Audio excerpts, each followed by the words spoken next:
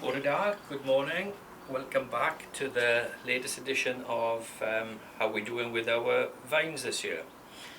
It's last weekend in May, and the exceptional weather we've had through the spring has brought on the greenhouse grapes absolutely unbelievably this year. Most of the indoor vines have pollinated and the bees have been busy.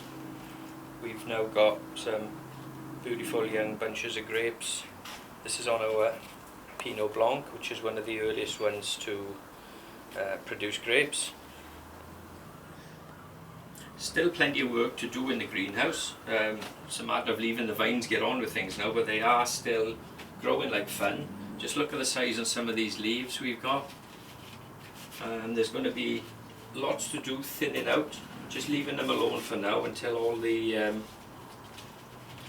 vines have got young grapes on. Most of them are pollinating, but they're all producing new shoots. As you cut off, we get little shoots come in, just like this one.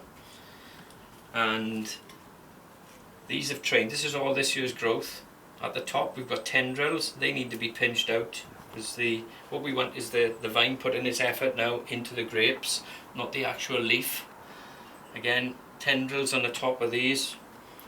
This is a Pinot Noir variety. The tendrils are going absolutely nuts at the top. They've been drawn up by this incredible sunshine. It's a scorching morning again this morning. And all these little shoots got to be continually pinched out. So let's have a little look at how the outside vines are coming on.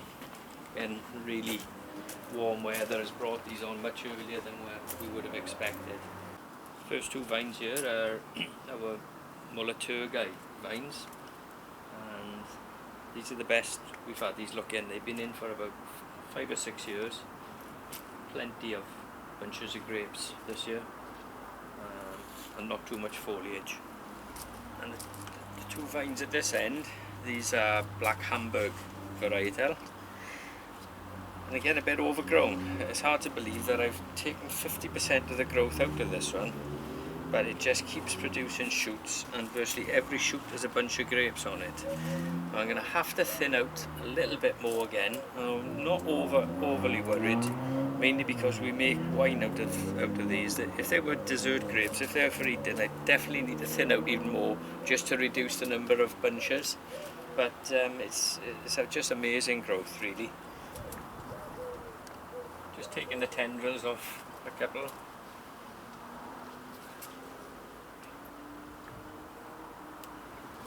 And here's how some of the cuttings I took are coming on. Some of these are now in their 3rd year, and they are really developing quite well. They're from the Chateau Benedict variety. Okay, in this part of the garden, as I've demonstrated previously, this is where I've got 12 cuttings which I took from existing stock. Some Chateau Blanc, I've got some Pinot Noir, and I've also got a couple of Gamay cuttings. They're quite young in the back, but these are 3-year-old, and again this year are now probably old enough to let a couple of bunches of grapes come on, and they're forming really well. 4 in the front, I purchased new stock. I've got a couple of Gamay grapes there and a couple of Pinot Noir that seem to do quite well in the Welsh climate. So, big hopes for them.